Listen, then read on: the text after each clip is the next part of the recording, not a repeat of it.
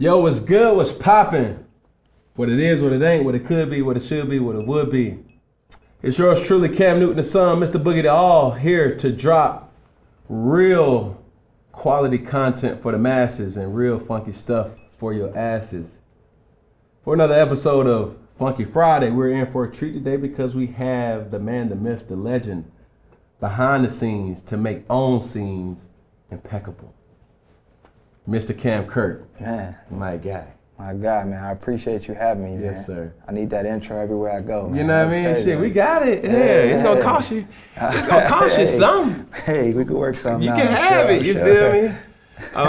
But man, yeah, I think this is a rather unique, kind of interview because you're used to being behind the scenes. Yes, sir. And the creator, also the curator to have a person's vision come to life. Yes, sir. What kind of drove you to being this innovative presence? Because I mean, the type of shit that you done created, bro, is caught caught the attention from so many different people. Yeah.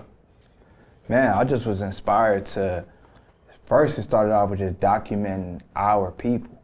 I just was getting a little frustrated seeing, other people documenting our culture, other people kind of controlling our culture, our narrative, and I just never saw people that looked like me, outside of your few. I definitely want to discredit the ones that came before me, but I didn't see enough of us, like within even the hip hop space or the real culture, and I just wanted to do that first. I wanted to, take ownership in what we were doing. And, coming up in Atlanta, when I moved here at 18, it was a whole new breed of artists to creatives to whatever. And I just wanted to document that, and I wanted to own it for ourselves so no one would come in and just, reshape what it really was going on here.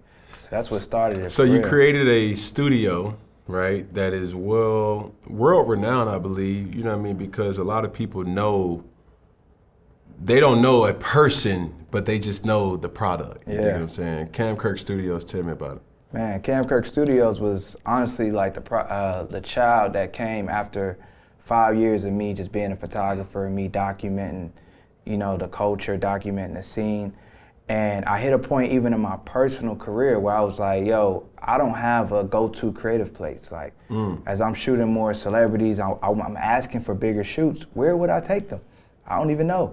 Like, how am I gonna tell them to come pull up on me and we renegading on the streets of Atlanta? We can't do no shit like that. That ain't safe either. It ain't safe at this point.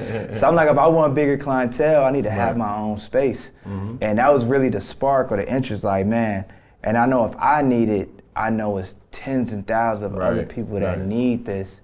So that's how it originally started. And when I went into it, I was like, I'm not creating no white wall, big warehouse space looking studio. Like, that's boring and that's been done before. I said what they really need is a space that has inspiration built into it. As soon as you walk in, you feel creative. I don't care who you are. You walk in full tuxedo, when you walk in my space, you're gonna feel an energy of creativity. And that's what the colors we choose, the vibrancy of the art, everything in there. And then on top of that, what I knew, me myself being not necessarily educationally trained in photography, I knew I had inspired a wave of younger creatives that were just jumping in head first, not going to school, not doing none of that. So I instilled within the space the education. Right. So when you come to shoot at Cam Kirk Studios, which is different than any studio in the world, we give you a professional assistant right there with you. So you don't even gotta know how to take pictures. It's gonna be someone that works with you that's gonna help you get the best shot in the studio.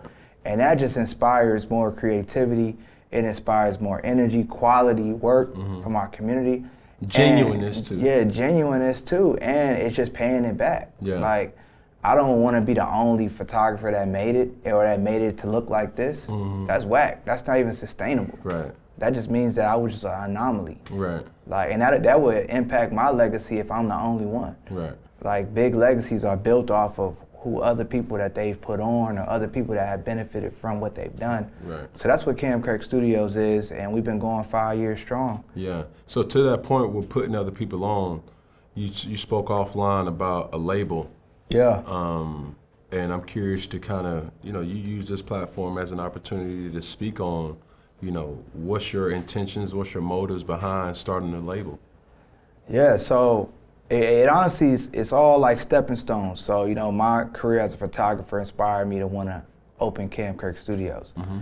I had Cam Kirk Studios for a few years. I was actually hands-on meeting the creatives. I was meeting other photographers. I was hearing their needs outside of what we could provide as a studio. I was meeting other dope people, and I was like, damn, if you just knew what I knew, you would be killing it. Yeah. You know what I mean? And for me, and with my business partners and my team, we were just like, yo, how do we bottle up what we've been doing, a formula that I know works for me, and how could we get that to someone else? Right. But my formula is best said, I need to coin a name for it, but I always say is just brand yourself like a rapper.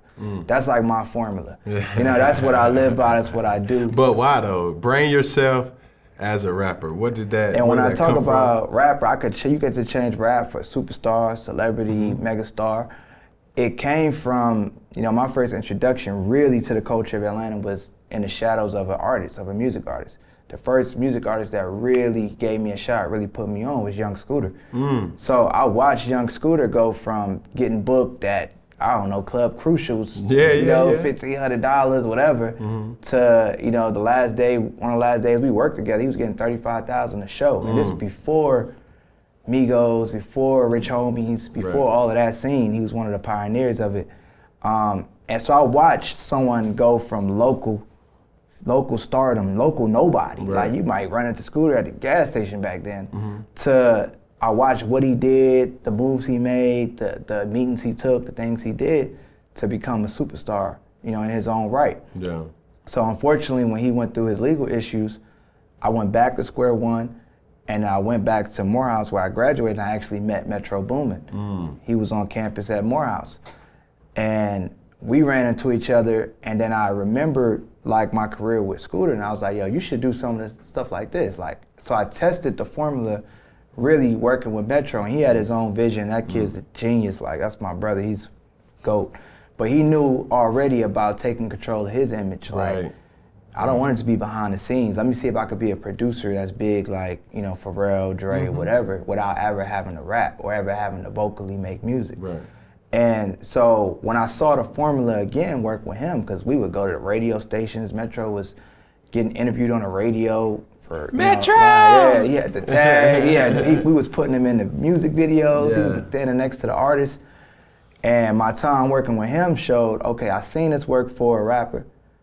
Now I done seen it work for a producer. Yeah. This shit gotta work for a photographer. Right. Will it work for a photographer? I think the thing that's most, dope and relatable to your situation is, did you go to school for this? I went to school for marketing. And I think that's the key, and that's something that a lot of people miss. Not photography. Nah, never went to school not for videography or none of that. I went to school for none of that. Never touched the camera really for real until I got out of college. But I will say I had a marketing eye, I had a marketing perspective. So I was inspired by watching what Scooter did to become a celebrity. I used to dissect it. Wow, it's the American flag bandana, it's the chain, it's the alignment with Gucci Man, it's the aesthetic. Yeah.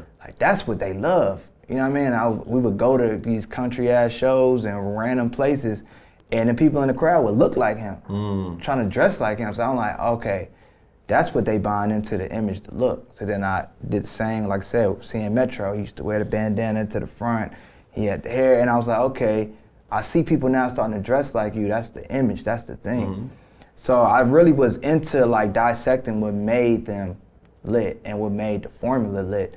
And I used to always say this also, I think that's the reason why Atlanta always had something like overnight stars that never really could stay. It's because a lot of times, a lot of people don't really dissect what happened to make you a celebrity or what make your song pop. That's why Atlanta be having a lot of one-hit wonders. It's because when they get on and you tell them to replicate the formula, they like, shit, bro, I don't know what I did. You know what I'm saying? So when I saw Metro get success, Scooter get success, I was studying what the fuck they did so I could write down the game plan. Man, I remember you did that radio interview. I remember you wore that outfit, and I remember they was talking about that. I remember you met with this person. So then when it came my time where I felt like it's my time to step out the shadows, Same formula. Okay, this the person that interviewed you for Double XL. I'm gonna call them. Hey, talk to me. Okay, you went to Hot 107.9, Dirty Boys. I'm going. Yo, y'all want to talk to me? Yeah. You know what I'm saying? Whatever. And then it worked. It just worked. And then from there, like I said, that's the formula that we done bottled up, and that done took me from local to like getting booked in Italy, getting booked in London, shooting for the biggest brands in the world, some of the biggest artists, but also just remaining true to myself. And creating this persona that a photographer can be bigger than life. It can be big. I think the thing that you've realized is you matter. Hell yeah. Just as much as that artist, just as much as that producer, they matter too. Of course. But when you start stepping outside of the forefront and saying, you know what, my job is just as important as that bar that rapper is spitting. Exactly. And I have to bring it to life. Yep. The producer, the A&R, the promoter, the management, the assistant, everybody has their weight to pull. You feel me? And once you, like you said, once you get that algorithm of understanding, you know, who and what it's gonna take, you gotta consistently do it over and over and over again. But not to the degree where it becomes monotonous, not to the degree where it just becomes lethargic. It's in the sense that, man, you stay true to who you are. Like for me, a person may be looking at this and saying like, I know Cam as a football player. Yeah. I don't know Cam as an interviewer. Yeah. You see what I'm saying? But this is not interviewing to me. This is communicating. This is just a conversation. You feel me? Yes, sir. And it takes a person to have gone through something to know, I don't know what a successful, you know, interview season kind of platform looks like, but I have been the recipient of being burned by an interview. Yes, sir. And once my intentions are pure to say, bro, Cam, dog, I ain't got no malice. I ain't trying to exploit you or expose you to say, hey man, what happened with Metro? Y'all got the fighting, right? So tell me about it. That ain't this. This ain't what that's about. I wanted to create Funky Friday as a platform that like-minded people can talk about whatever, whether you popping, not popping, got followers, no followers, Instagram, no Instagram, YouTube, no YouTube, yes, sir. Social media or not, and really speak your truth on it. You know, I've had a lot of, you know, people who has, I would say, a brand, but also I've communicated on this topic with or on this platform with people who, like my daughter. Yeah, I saw that. That was beautiful. You know what I'm saying? And then I have one, the one that's going to come out here soon is the interview with my younger brother, which I deem my first child, because there's a 10-year gap between us. But needless to say, bro, I really appreciate just your authenticity in the things that you create, because like I said, it does matter. Now, for me, to bring this full circle is I'm at a crossroads because I have a 17-year-old and I have a 16-year-old and I have a 15-year-old. I think I misspoke about that earlier, but with them, I'm telling them, you don't have to play sports. Yeah. You know what I mean? I've already sacrificed everything for you to be able to do whatever you deem is sexy to your eye. You know what I mean? Whether it's picking up a camera, whether it's editing, whether it's, you know, directing, whether it's being a firefighter, whether it's being a mayor, whether it's being a president, whether it's being, you know, a chef, it doesn't matter. I think right now in the world, it's a very, very dangerous but beautiful place, because back when I was growing up, you know, you had to go to college. Yeah. It's either go to college or go to the Army, and that's just what it was, in order for you to make money. Now, shit, you could be self-taught, teach yourself on YouTube University, and shit, you a millionaire. Yep, overnight. You feel me? So for you, it's like, how do you speak to the viewer who sees this, will see this, and see like, what would you tell them to not only the cliche follow your dreams type shit, but what goes into, you know, dissecting what you want to do and how do you kind of attack it and execute it? Man, my formula, you know, and I'm in the midst of it still. Like, you know, a lot of times people try to put a cap on what you can do, or, you know, sometimes I even get offended when people say I made it, because it's like, you don't know what it is for me. How can you tell me I made it? You know, that you just automatically saying it's the end of the road for me. So when it comes down to a lot of it, I'm still in it. So as like yourself, someone that's still active in your passion, active in the thing that makes you influential, right now my goal is just to show you how good it can look so I can be a visual representation so that someone can identify it. When I first said I wanted to be a photographer, ironically, and my dad's a photographer just in a different field, he was still saying get a real job. You know what I mean? It's like, so until someone see it, right. You know, and then you got it. So for me right now, I'm trying to be the face, like the one that you can see so you know it's possible. It's real. And we need more people like that in these different fields because, you know, it is what it is. The athlete, the movie star, the rapper is all that's being drilled down, you know, our mouths, and it's the only thing we're seeing. It's the only thing we really see on TV at this day and age, the way it is. Right. So it takes, like, you know, people like you that are reversing that platform now, and you got the light and you shining on someone else. It takes like what LeBron does or other people do. For sure. That's a blessing. But for me right now, the goal is just to show them how good this shit can look. Yeah. And show them that it's possible. Like you getting real money. You providing for you and yours in the sense that, like, bro, I don't gotta sell narcotics.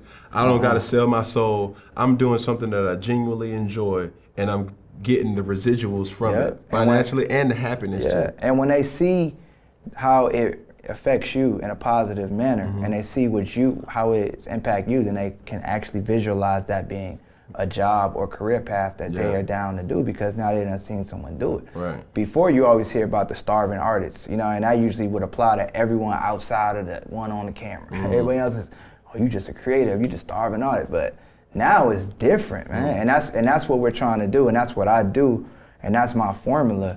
Is like any room I step in, I want to step in there like I'm the biggest. And if I gotta poke my chest out sometimes to make it feel that way, I need to do that in order to gain your respect. It's kind of unfortunate, that's just how life is. Yeah. Like, you gotta show it, but as they say, it take money to make money, and you gotta look like money to attract money. Correct. You know what I mean? So things like that. So that's how we walk and that's how we move. And that's what we're doing for, you know, other young black, you know, creatives outside of the ones that's in the forefront, like the photographers, the directors. We're giving them a platform, we're giving them a voice, and we're giving them an image and a look that they feel like, oh, you can still do the same shit the other guy doing. Yeah, ball the same, had the same car, had the same house. Everything. You know, same amenities. Yes, you different can. field. You definitely can. I think people oftentimes get confused. Like, the road to success has many different boulevards, avenues, 100%. streets, roads, connectors, highways, however you want to look at it. And once you're great at something, going back to what my father used to say, whatever you do, son, just be great at it. Yes, that's where it starts. Because you got to think of it like this. Even the best garbage man is a multimillionaire. Yeah, yeah. The shittiest job in the world. Yeah. If you're the best at it, yeah, you're going to get compensated for it. Yes. And now that compensation may come in financial compensation, it may come in peace compensation, it may come in happiness compensation. But if you're doing what you love, then you're going to love what you do. That's a fact. That's so, a fact. staying on this topic, what would you say your ultimate goal is? Like, give me the 50-year-old Cam Kirk looking back on so many things that you've succeeded with. What would you want that goal to be? Man, I always go back and forth about this, but I think my biggest thing that's remained true is I just want to be, you know, one of the biggest, and I want to be the face of when you think of black content creators. Like, I wanted it to be so big that people, again, can identify with it and know that it's real. Right. So that, you know, 10 years, 20 years down the line, you know, young black kids that want to say they want to pick up a camera, their parents still don't say that's not a job. Tangible. It's like, oh yeah, he's like Cam Kirk. They're like, yeah, that's okay. Right. I appreciate that for my son, or I do that for my daughter. So that's one of the big goals from like a personal, like I don't want to call it a selfish thing, but that's like the thing for me and my stature. But outside of that, my goal is to set out to do what I say I'm gonna do, and that's even the playing field. Like, that's what we're doing with my label. It's like, I want it to be where if you're a talented artist, no matter if you do paint, you're a photographer, you're a graphic designer, you're a rapper, you're a producer, you should be afforded the same resources to get your work out to the masses, the same support. Right. And that's the playing field that I'm trying to level where it's like, it don't have to just be the rapper, it don't have to just be the singer, it don't have to just be this. We all create great work and we all should be compensated and respected at a high level. And it's a fight. It's no different than, you know, it started with the DJ, then it led to the rapper, then it led to the producer. You know, it started with the athletes leading to the agent. You got people like Rich Paul getting fame and getting big bags. Big bags, doing ads and shit now. So it's like, it's expanding, and thankfully with social media, we're able to expose everyone's role a little bit more. But it's still a little lopsided. You know what I mean? Like a music artist is the only artist in the world that can rap for 10 minutes and leave a millionaire the next day. Like the only one. I could show you portfolio of photos I done took here and there, shit I done created with no support, no help. Ain't nowhere I could just go to a label office and say, hey, you like this shit? Give me millions of dollars to create some more. Yeah. It don't exist. It's one dimensional. One person can do that. Right. You know, in the art form, that's the way I look at it. And that's an artist. I beg to differ because I went to, I don't know where I was in LA, I don't know who the artist was. And it was an image of a cave. Now, this shit was fluorescent. This shit was so had so many pixels in this damn camera or something. But it almost was as if you walked into the cave by just looking at the picture. You see what I'm saying? So to that point, I know, and I asked the gallery how much was this piece. It was for, I think it was like 2.1. It sold for $2.1 million. You know what I'm saying? So for you, number one, I have a loaded question. Number one, who's your competition, right? And number two, who is that person that just like to say, man, somebody had to have shown you something, whether indirectly or directly, to say like, damn, this is a thing. Yeah, when I think about my career and where I'm at, I don't see competition. And I'm not saying that from a cocky perspective. No, I say it more of like, we all in this together. Yeah. Like we, just as black people, whatever, we are in this together. So for me, it's about building up everybody. You know what I mean? I want to have built up so many people that whenever I am 50, I can just fall back and I'm gonna be caught by people. You know what I mean? Like so many people that can say like, he changed my life or something like that. So that's my big investment, is people. So I don't see competition. I see people that I need to help get where I need to go in order, again, to legitimize the legacy of what I'm doing.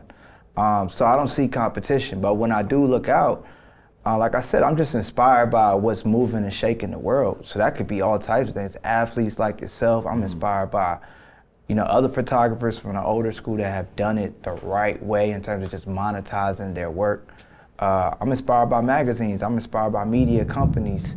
All of that shit I think I can bottle into one and create my own type of empire with. Right. So for me, it's not about competition, but it's about creating this new blueprint that many will be able to follow about how you actually interact with our culture and how you can actually monetize or create a path for yourself within our culture. Yeah. Like so many people get that so twisted. Like they look at my career, look at my portfolio, and they be like, you shoot this rapper, you must be so rich. And when I tell them my true formula, they like literally lose their mind that they can't believe it. I stopped charging rappers like 6 years ago. Like literally just stopped. Like a rapper calling me right now, if it's somebody credible, they know it's no payment there. The relationship means so much way more than valuable. Anything. Way more and valuable. I learned that in like 2015, I had came off tour with this artist and I was supposed to get paid 10 racks, which at that time was like life-changing money for me. I was like, what the fuck? 10 racks is still a lot of damn money. I ain't that rich, you right. Yeah. So I'm like, you know, I get off the tour and the label just stiff me, just ghost me, never pay me.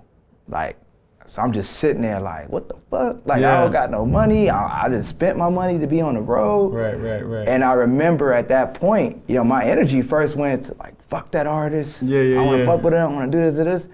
And then even that point was the last time I really spoke to that artist again. It even just divided us, even though we never really had words or exchanged interaction. And what it showed me at that point was I let some money and like stop what could have been something much bigger, like just over some money. When in reality, I shouldn't be charging the artist. I should be trying to charge the other motherfuckers that want something from the artist. That's also charging the artist. Yeah, I should be doing some other stuff. So at that point, I was like, I never want to have money mess up, you know, my relationships within this industry. I never wanted to, not with the person I collab with, not with the person I'm meant to create with. We should never have discussions about money. Now your label called me, that's different. That's a business entity calling me. That's why I need to charge.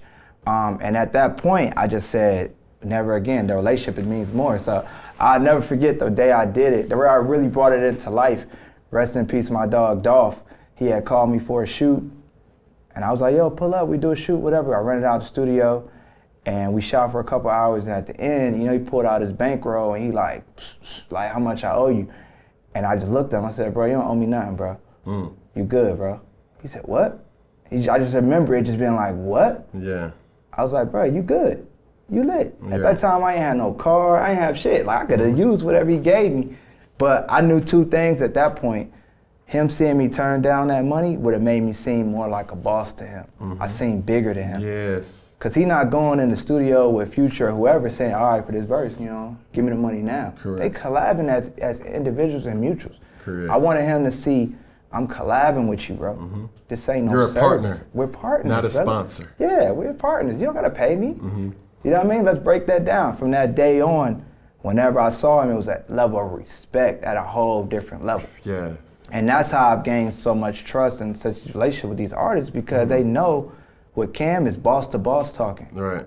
You know what I mean? It's not, oh, this nigga want 500, this nigga want 1,000. I don't need to charge you. He gonna knock me over the head for that shit. I don't need to charge you. Because once the brand see that I shot you, and how well I shot you, they gonna wanna hire me. Man, listen. Who's the one that did that? That's a factual statement, and two things that I wanna bring to light is this. Number one, I created my production company, Iconic Saga, and it was really, the mantra is still the art of storytelling. Yes, sir. Right? And you can tell a story about anything. You could tell a story about this microphone. I could tell a story about your shoes. I could tell a story about how your day is today, and just the whole overall creative. And that's an art in itself. Yes, sir. And once living my life, not being a rebel, but being a woke individual, to know I can call bullshit. I can say, nah, that's some fuck shit right there. I ain't doing that shit. I don't give a fuck how much damn money you can throw in front of me. You still, in some way, shape, form, are still a puppet. You're a pawn to the industry to say, okay, I give you $5 million, which is a lump sum, but they still control you. You see what I'm saying? And for people to understand that you need the ability to speak on how you feel, because it's more people that feel that way than you give credit to, right? It's like my mom would always say, she'd say, son, it's way more people who know you than you know them. Yeah. You dig what I'm saying? And once you think about it, it's like, damn, like it's so many people that I'll never meet. I would love to meet, I will never meet, that look at my Instagram posts, they look at my YouTube, and they go in and say like, damn, like that's why I fuck with Cam, cause this motherfucker real, he speak to me. Just, it's no different than a rapper or artist creating something where in a painting or something, and it'd be like, man, this shit spoke to me. You can, we can all see the same image, and then it may say, this means peace to me, but then this also means to another person, this means rowdiness to me. You know what I'm saying? And I think with that being said, I will be remiss if I didn't tell the viewer, I don't care how much money you got, I don't care how much money you will come into, content is king. Owning your content. Yes, sir. That's the money. Yes. You slapping somebody over the table and say, hey bro, like you give me 10 racks for, you know what I'm saying, this photo shoot. Bro, that photo shoot is worth $10 million. Yes. You dig what I'm saying? A lot of people don't tell people that because they don't, in essence, own their work. Yeah. And somebody owns them. Somebody has given them the money. For what reason? Oh, bro, I'm signed to so-and-so, so-and-so. But they own you. They own your likeness. They own your imagery more so than you own it yourself. Yep. You feel me? So to whoever watched this, I would admonish you to know, like, if I can control my content, whether my voice, my sound, my likeness, that's the money. And I think the people who get it, they monetize their life. Yeah.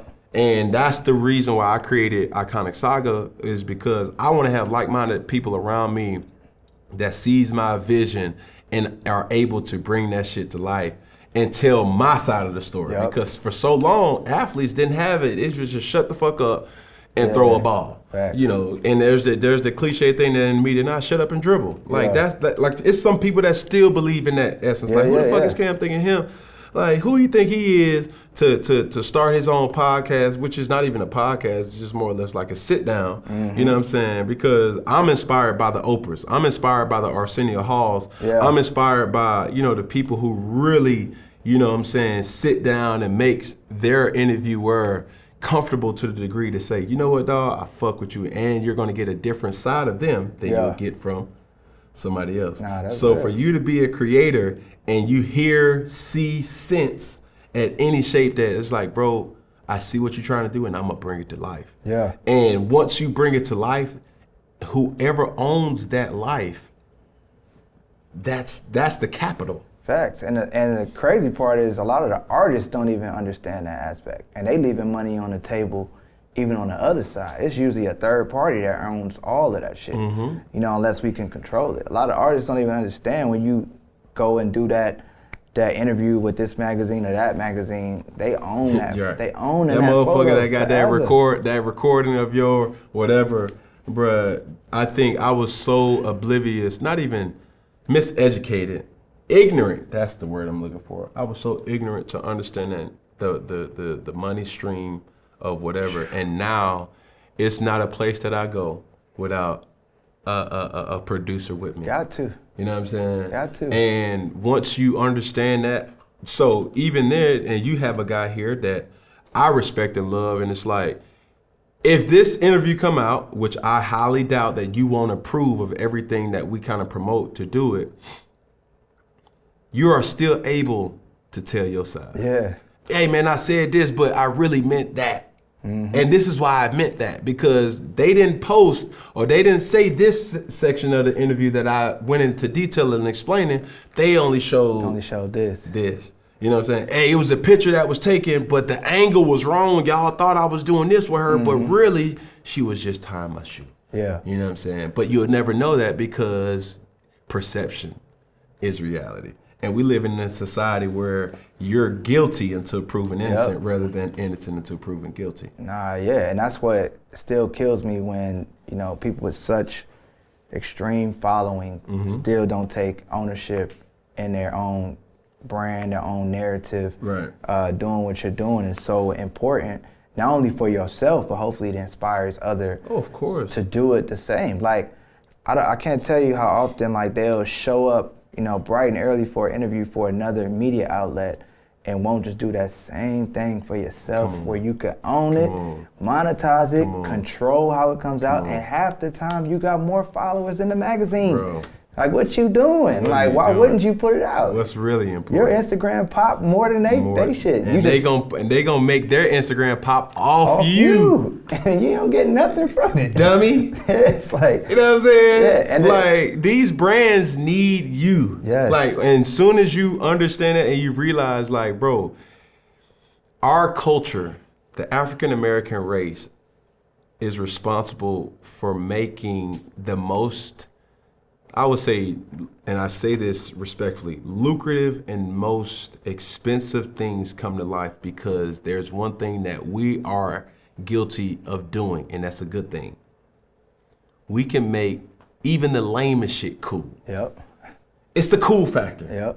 So let's take a cool person, put him in some lame shit, and that's gonna drive revenue up because his following. You know what I'm saying? Whether you came from the projects, whether you came from Section 8, whether you came from EBT, whether you came from food stamp, whether you came from a single parent household, the story that you're telling is very attractive to driving more people to you and your likeness. So therefore, a brand will take that and say, you know what? Let me put him in my shoe. Let me put him in my bag. Let me put him in my shirt. Just so we can jump on his back, so to speak, to use him for that. With no royalty, and I guarantee you, If they pay you $1 million, they making 10 million. They making They wouldn't. It's in their budget sheet that they have to bring back this. They wouldn't have done it. So the key is just like whatever you're passionate about, how can you monetize that for yourself?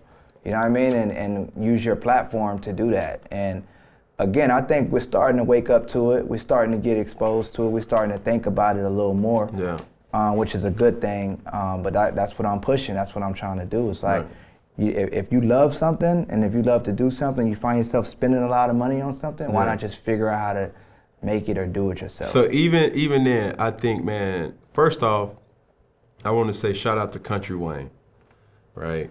Man, this brother, he came to my cigar lounge fellowship, and we had a conversation, candid conversation, just about, hey, bro, he said, hey, you got a Facebook?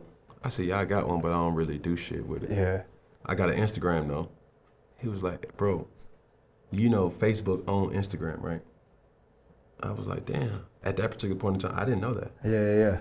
And that's not to say I'm dumb. It's just like, I just wasn't privy to that. He says, bro, who pays better? I said, man, shit, Instagram make you pop. Man, Instagram just recently said you can't monetize videos or something to that degree, right? But Facebook does. But YouTube does.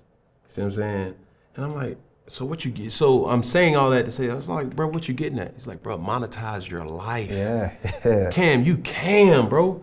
Like, motherfucker, you matter. Hell you dig what I'm saying? You speak to so many people because a lot of people, I said it earlier, live vicariously through you. You know what I'm saying? What you go through, they go through. Your baby mama issues is their baby mama issues. Yeah. Your wife issues is their wife issues. Your girlfriend issues is their girlfriend issues. Their children issues is your children issues. Your workspace issues is their workspace issues. Yeah. And a person can say, damn, dog, rather than going on another platform that you may deem is more popping, they not paying. The main thing has always been get money. Yes. The main thing has always been that. I don't know where we've gotten to the point, and it has been very strategic to a person to make you say like, hey, I'm popping on Instagram, so that means I'm rich. For that fact, for that statement, just because you got 21 million followers on Instagram, that don't mean your bank account mimics 21, that. hell nah. You know what I'm saying? Don't. So definitely don't. I would tell the viewer who sees this, if you're a person who has a following, I'm telling you right now, and YouTube pays me because of their platform, but individually they don't pay me. Yeah. But I will tell you, just off of love and just being fully transparent, man, start a YouTube. Yeah. They pay amazing. Yeah. You know what I mean? You'll make way more money with YouTube than you will with Instagram. But in our culture, or with our mentality, or like-minded people, they like, but my likes on Instagram, I'm popping, but you're not making money from it.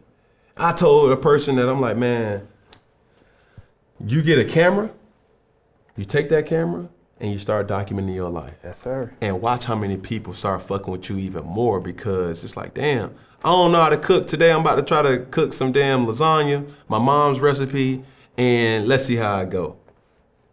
They eating it up. You know what I'm saying? Eating it And my children now, they don't know what even a cable box is. Yeah. They would never know what a rotary phone is. Yeah. They'll never know what a beeper is. You know what I'm saying? They'll never know what the fuck MySpace is. You see what I'm saying? But they know what YouTube is. Mm-hmm. And I think as a creator, you also have to, first off, classic never dies. Yeah. But you have to create work that is classic. And that means you may have to evolve to the niche that's going on around you, but all the while staying true to, man, bro, if it takes me 2 months to create a documentary, to create an album or whatever, it's gonna take that, because that product that I'm gonna present to the world, it's gonna be to my liking. Rather than hearing from somebody else and say, hey man, you gotta give us this, da da da da da. That product ain't gonna be ready. Yeah. You know what I'm saying? So, you know, I really tip my hat off to the people who create and curate this imagery of another person or another thing and brings it to life. But I will tell you this, bro, the money is in the ownership. The money is in the IP. The money is in knowing that, okay, if this interview goes and do numbers for what it is, I can then turn around and put this interview back and make even more money 5 years from now, 10 years from now. Yep. You see what I'm saying?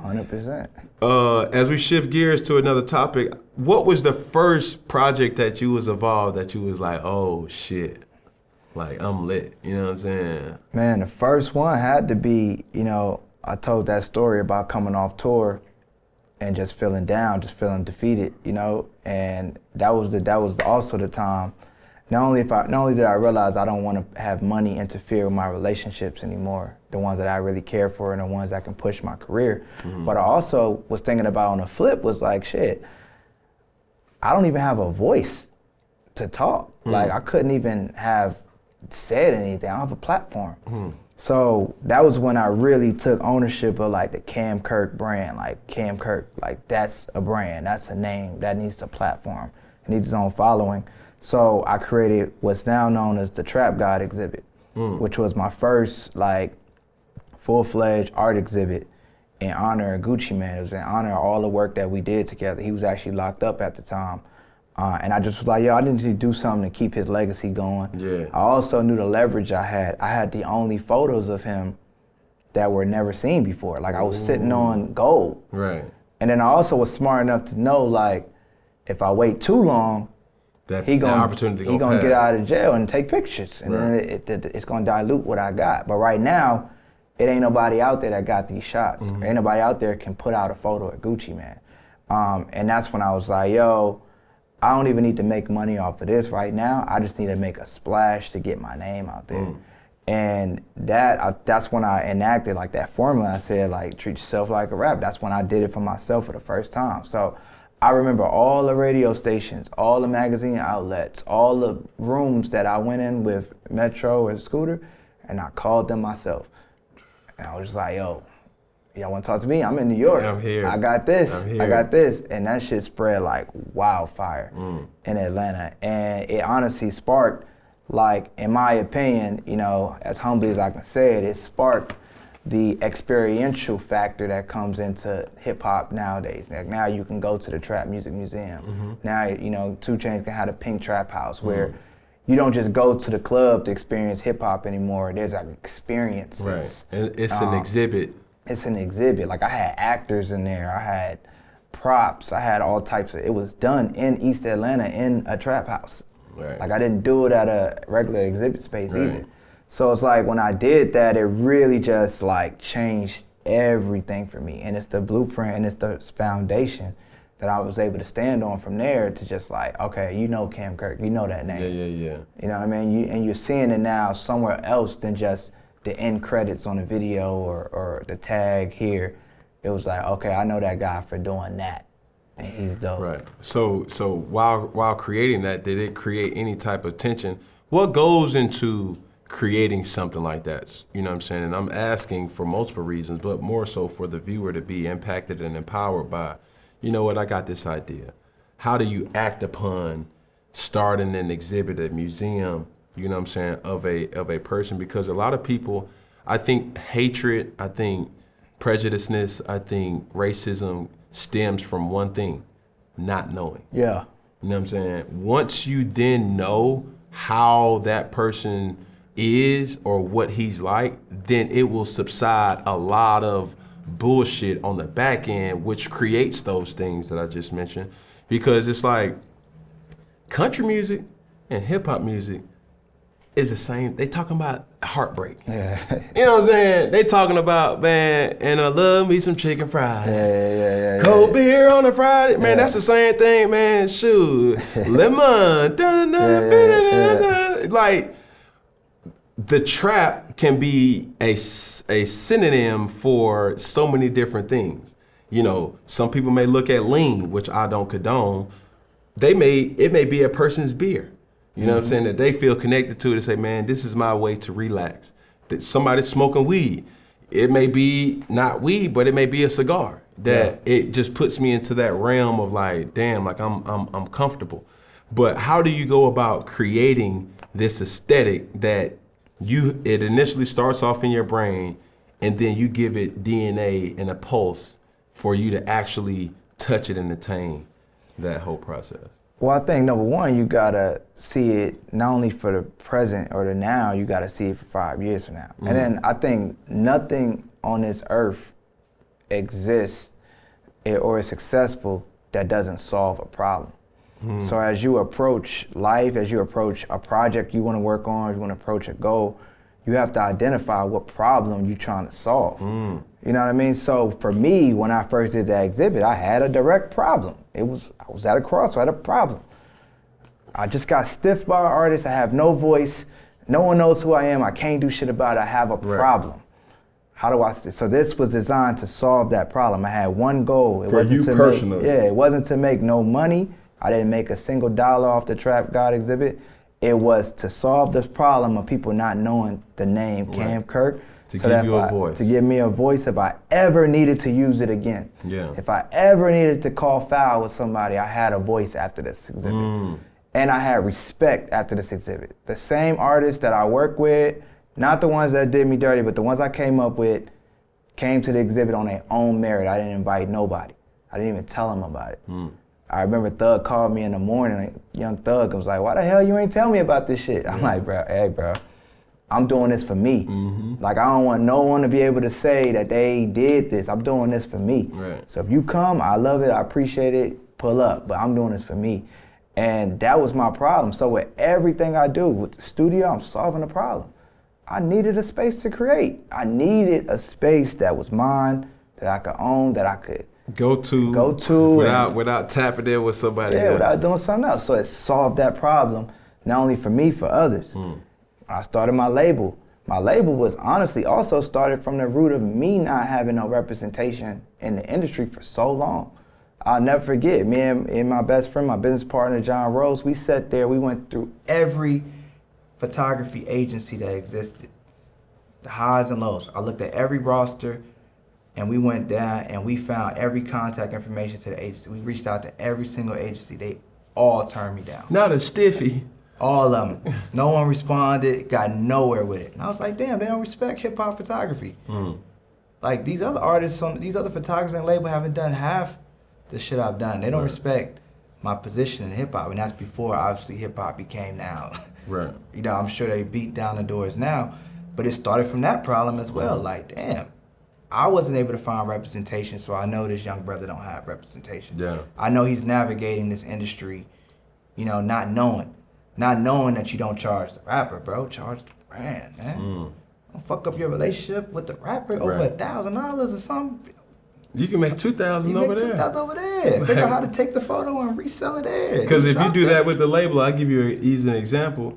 If you show him in the light that they didn't see him in that light, they're then going to use you as your value to say, I want you to make all our artists pop just like you did with him. So much bigger.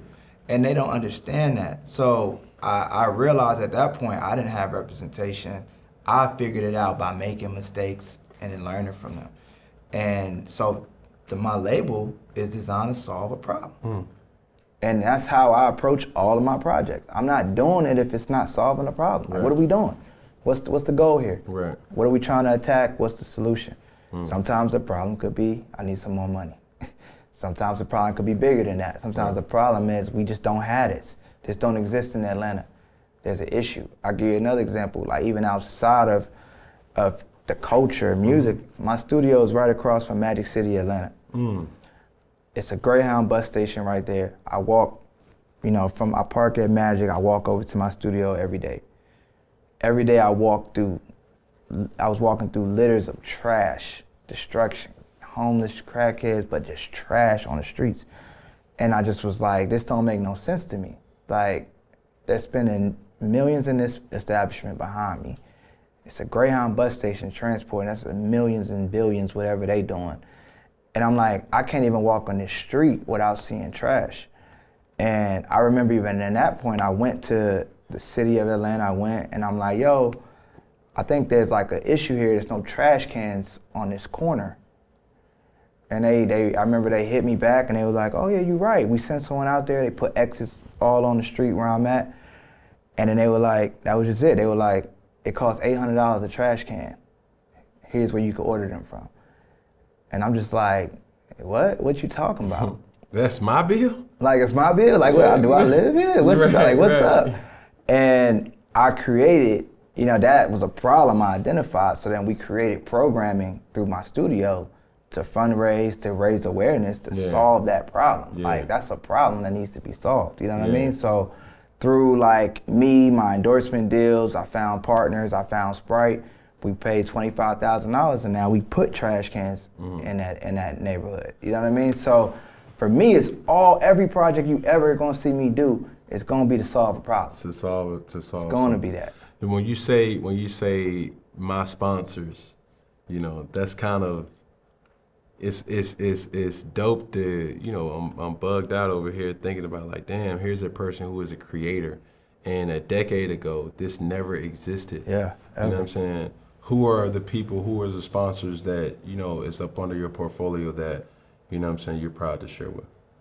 Yeah, I'll say this today, you know, I brag more behind the scenes than I do, you know, on camera, but I'll share with you today. I'll tell you, I had to have the most brand deals out of anybody in Atlanta. Like, I'm almost willing to go toe-to-toe with that one. Right. You know, as a photographer, so I've worked with everything from Sprite, and this is in brand deals, not just me creating or photo shooting them. This is like, rep this brand, Sprite, Nike, Jordan, Adidas, Puma, Reebok, Foot Locker, Robin Hood, shit, I can keep Brisk Iced Tea. That shit crazy. What I'm missing, Rose? Oh yeah, Diageo liquor brands all day. Diageo, the full portfolio, 1942, Ciroc, Martell, Jameson, Avion, I.W. Harper. Nah, it's like, stop! God damn it! You know what I'm saying? This motherfucker is like, you doing it, bro. Nah, like you doing it. It is. It truly is. But you know, my heart, you know what I'm saying, pours out to the person who sees this, that says like, bro, I don't need to go to college to attain the level of success that I deem is my success. Yeah. You feel me? Like, you are a trailblazer for many different things. And, you know, just for understanding what the issue is, and not just presenting the issue, but presenting the solution attacked with it too. But as we kind of, you know, wrap things up, I will want to talk about this too. A lot of people want this lifestyle. A lot of people want the clout behind working with the Sprites, the Jamesons, the 1942s, the Pumas, the Young Thugs, the Futures, the Guccis, the Metros, the Scooters. But how are you able to keep a professional kind of dialogue with them, and what can you tell the viewer what to expect with this, or what comes with this lifestyle too? You know, heavy is the head that wears the crown, as they always say. What comes with it, it comes a responsibility. That's how I take it. Some don't hold it with that same level of integrity, but I think with success comes a responsibility. It comes a responsibility to make sure the next generation of people that come behind you are able to do it easier and do it faster. You know, so for me, that's my take on every level of success I get. Every move I make, I gotta bring somebody around or somebody with it. It's gotta impact more than just me. So what a lot of people have to realize is, once you achieve a level of success, there's a standard set that you have to continue to hit that every standard. time, at the minimum. Every time. If you ever fall under that, people are so quick to say you fell off, you done this, you that. It's a standard that's set. And you have to know how to deal with that, the ups and downs of that. It's a work ethic that you gotta have, and it never stops. A lot of people think, oh, once you get the Sprite deal, you done made it. Yeah. It's done. No, I gotta work harder, because how do I top Sprite?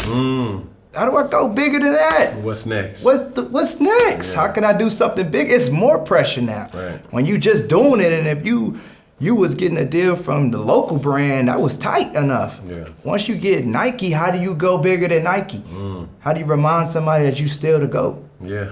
You know what I mean? And it's like, that's the pressure. Yeah. And how do you take it? So for me, it's ownership. That's how I'm doing it. Like, I endorse a lot of brands now. I want to create my brand. But I was just watching some shit today I'm a huge like Lauryn Hill fan, and if you ever go back and listen to any Lauryn Hill interview, she just, I don't know, she just be like speaking to the future, but speaking to like that energy and that spirit. And there's this interview, I posted it today on my Instagram, and she was speaking about how life is meant for peaks and valleys. It's meant for ups and downs. But so oftentimes when we get to the top of one peak, we want to cling and stay there. Like we don't want to fall off, but it takes falling off in order to get to a bigger hill. It literally takes that. So it's embracing, you know, at times when you're hot. When I did my trap, guys, I was hot. Couldn't tell me nothing for me. But it took that downtime. You know, I felt like I was falling off, and I'm like, damn, what I'm doing next? What I do now? I was scrambling. It took me going down to be able to go back up and then start the studio, Cam Kirk Studios. And Cam Kirk Studios doing his thing. And then when it starts to level out, and I'm starting to feel like, man, people getting too used to that. I'm not getting the same effect. When I first started the studio, they was congratulating me up and down. Good. Now it's normalized to them. I feel like I'm falling again. I got to start something else. And it's like embracing when you're falling off, almost in a sense, because it's the only thing you can do when you're down at the bottom is go up. And it's like really embracing that. And she like put that shit into like the perfect words that spoke to me. It speaks to where I'm at now. It speaks to the times where you need a cool off. You need a cool down. Yeah. You can't just keep going. You need to you know. Even your phone needs to be charged. Yeah, it needs to charge. Yeah. Embrace the charging period. Embrace that downtime. Right. Learn. You know, experience life, get more inspired, you know, analyze what you did and what you could have did better. Right. Take that time to actually analyze. That's what all businesses do. That's what all successful people do. Right. And you got to apply it to your life as an individual. That's crazy because, you know, for me, I'm big on documentaries. I'm not a person that really reads a lot. I got a lot of audiobooks. Yeah. And that speaks to me. Yeah. That's how I learn. You know what I'm saying? I don't even like school, but I love people in school. So it didn't matter if it was PE and the teacher was lame as hell, I hated PE. Yeah. It didn't matter if it was physics and the teacher was cool as fuck, I love physics. Yeah. You know what I'm saying? You know, to that point, I think I DM'd Lauryn Hill as well, but she just so remote, and I don't know where she. I would love, man. My wish list, man, is Lauryn Hill and Andre 3000. Man, like if I could ever talk to them, man, on a personal basis, bro, it'd just make my life, because I feel like I appreciate the person that I am now. I appreciate woke individuals. And once you know who you are, what you are, who you are trying to appease, and what you're trying to do, the people who don't fuck with you, they don't matter. Yeah. You know what I'm saying? That's just a fucking little speed bump, not even a roadblock. You feel me? So, you know, before we get out of here, dog, I just want to appreciate, you know what I'm saying, you just taking the time. So much free game, dog. And just knowing that, like, this shit just don't stop. At all. You feel me? Like, embrace the charge. You feel me? Because, you know, where you're going is not going to look like what you've been through. I said that to a person before, you feel me? Because they see Cam Kirk, they see all these endorsements, they see all these partnerships, they see you kind of on the scene, but they don't know, like, bro, man, I had to sacrifice for this shit. They don't see the 12, 15, 16-hour days where it's just like, damn, I forgot to eat today. Damn, I forgot to drink some water. Damn, I forgot to damn tap in with my mom. I forgot to damn call my brother. Thanks. You know what I'm saying? And those things are needed, you feel me? So, man, any closing remarks from me?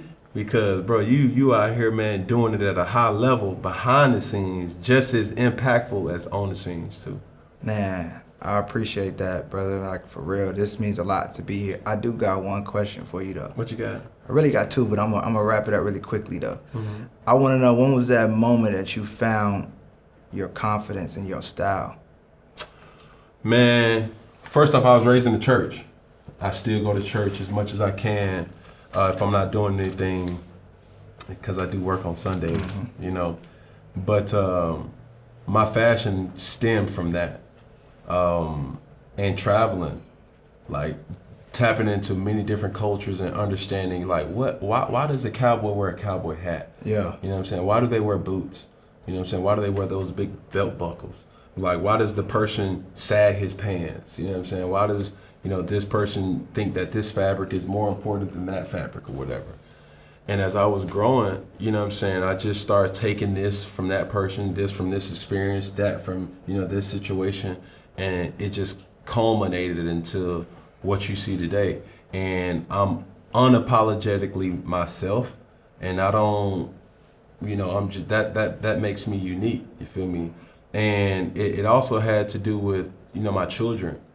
Like, a lot of my social circle is impacted because they can't cope with what I go through. Yeah. And a lot of what I go through is more personal than professional. And I'm like, bro, man, my son got croup. You feel me? It's like when he wheezes, like, and I'm like, man, what the fuck? I'm going crazy. But I'm that nurturing person, and I always say, anytime I have a platform or questions I always ask, I want to make being a dad cool again. I want to make being a black dad cool again and respected again. You feel me? So all those things taken into consideration, that's who, you see when you see Cam Newton. Man, that's amazing. And then one last one, if I can. What you got? As I'm on this journey, I'm realizing the people that can relate to my level of success, that people that can relate to my success, it's little and little. It's less people that I can actually talk to that can. Mm-hmm. So you are, light years ahead of where I hope to be, you know what I mean? And you've achieved a lot financially, big stage success. I would say like your whole life has almost been in these lights that we're sitting in. Mm-hmm. How do you deal with sometimes being the only one maybe around you that can't even relate? No, I witnessed that when I was 20. You know what I'm saying? And, there's a Drake song, or there's like a Future song too, and it's like, man, I've been doing this for a long time. Yeah, you know what I mean?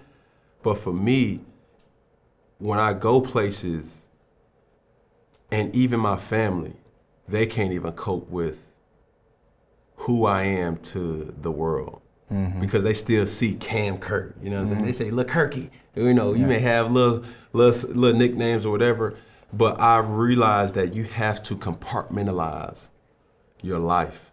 You compartmentalize it in a way that people around you can digest, and it's up to your discretion on how you feed them. Because for a long time, my brother, who's the GM over my cigar lounge, he never seen me as a businessman. He seen me as a brother. Yeah. Right? He seen the little boy that he kind of raised and took up under his wing and say, bro, hell no, you ain't doing that shit. You do it again, I'm gonna slap the hell out you. But at the same time, he never seen me walk into a locker room and that dude that he used to slap around, now, hey bro, man, tighten the fuck up. Yeah. You know what I mean? Like my mom, I have to always monitor how I'm speaking because she watched this, like it's a religion. And she doesn't, like, boy, you better watch your mouth and you da-da-da-da. And my dad, my father's, he's a bishop. So who I am and what I am means differences to many different people. It's up to me to be able to feed them how I feel that they are able to digest that person to me. You know what I'm saying? I look through my phone and you do have the artists in your phone. You do have the popping person in your phone. You do have a person who has way more money than all those people that doesn't have the Instagram following. And I think my ability to be comfortable with who I am, the billionaire person, the billionaire friend, and the broke ass friend knows the same Cam. Yeah. You know what I'm saying? And a lot of people have to change themselves because of that. I don't necessarily change myself per se, then change who I am to that person. And once you understand that that's a difference, you don't succumb to nothing else. Because when I start getting financially stable and these checks is coming in and I'm like, golly, like this is a lot of money. And when you see people around you, it's a $200, $300 bill that comes to the table and you ain't even breaking sweat, like you just grabbed the fold and da-da-da. And if you ask them to pay for it, they can't pay for it because they don't have the financial funds. That don't make them any worse than you in that situation. I think a lot of people who are on, they need to do a better job with putting everybody else on The mentality first. The mentality rather than just the experience. Because once you empower somebody and say, hey, bro, control your content, that's money. Now a person gonna see this and like, golly, like I never even, like, damn, I did a damn photo shoot with GQ, but I don't own those pictures. And every time they send me a picture, it's gonna have GQ and the watermark. Like, why the fuck they keep doing that shit? You feel me? You couldn't even post that picture even if you wanted to without paying something. So for me, it's like as I grew and still am growing into this, as I call the person, businessman bug, you give yourself the authority to say, bro, that don't make you change who you are. You just have to be able to funnel it in a sense that's digestible to that person, who that person is to you, you know, because money is the root of all evil. Yeah. Man, I carry around certain things. I don't carry around certain things just to make other people comfortable. And it's not to say that I'm better than that person. It's just more so to say, I don't even want you to even be in that mind frame to say like, damn, bro, you got 10 bands, 20 bands on you right now? Nah, dog, it's just, it just is, that's what my lifestyle is. Man, I had a discussion the other day talking about, man, dudes trick more than, you know what I'm saying, they give credit for. But it's not tricking if that's your lifestyle. You just a byproduct of experiencing what my lifestyle renders. Yeah. That's not tricking. Because baby, if I ask you to go to lunch with me, I'm not gonna say, yo per diem only allows you to go to lunch at Popeyes. Shit, we going to motherfucking Chops. Yeah. We going to Mr. Child's. I ain't tricking on you. That's just my lifestyle. You feel me? So I would tell anybody who sees this to understand, number one, it's like you have a due diligence to always remain and stay true to who you are. And once you understand that and feel comfortable with that, you will then know how to be the best version of yourself to other people. You know what I'm saying? Because a lot of people, they try to force feed people like, bro, man, it's a lot of money out here. But they don't have the wherewithal to know, like, how can I make money? Yeah. And I got partners, bro, like that they broke as fuck. And they not broke as fuck financially, more so that they broke as fuck mentally. To just not understand, like, damn, bro, you just made $10,000, but you already spending $8,000 on fashion? That's dumb as fuck. Yeah. That's stupid. You know what I'm saying? Like, bro, just stash that, and it's okay. The person who I am now, I always thought it was more valuable to be able to afford something and not have it, rather than not to afford something and to have it. You know what I'm saying? Because it's a lot of folks that, I mean, we live in Atlanta, Georgia. Like the land of the finessers, scammers, and juggers. Yeah. You know what I'm saying? So you got to keep up. You got to wear the Hublot. You got to wear the Audemars. You got to wear the bust down the Richard Mille. You got to wear the Rolex just to look appeasing. But that's just a look. You feel me? And with me, even in fashion, it's like I stopped buying high fashion 2 years ago. A year and a half ago, right? It started off as a New Year's resolution. And now I still don't buy high fashion. Like if I don't already have it, like one of the producers here was like, man, what kind of shoes are those? And I'm like, bro, these shits is old, like real old. You know what I mean? I find more value in going to a thrift store and finding a one-of-one item that I can rock and be like, bro, you can't get this shit nowhere else. Not because it's expensive, because you ain't willing to go to places to find it. You know what I'm saying? And once you get to a point of your life where you're comfortable in knowing yourself, then everything will be a byproduct of that. You know what I mean? So in that whole work. So man, that was a hell of a question, bro. And I hope I answered it, you know what I'm saying, in the way that you can receive it.